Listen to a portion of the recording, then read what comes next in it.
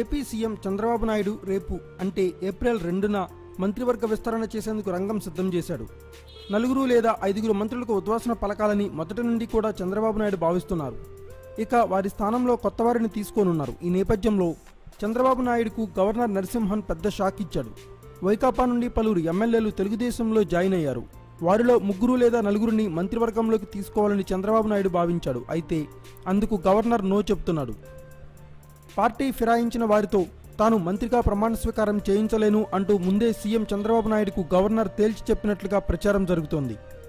ఒకవేళ వైకాపా వారిని మంత్రులుగా తీసుకున్నట్లయితే వారిపై అనర్హత వేటు పడే అవకాశం కూడా ఉంది. అప్పుడు తన ప్రతిష్టకు భంగం కలుగుతుందని గవర్నర్ ఆందోళన వ్యక్తం చేస్తున్నాడు. గవర్నర్ వ్యాఖ్యలతో చంద్రబాబు నాయుడు డైలమాలో పడ్డట్లుగా ప్రచారం జరుగుతోంది.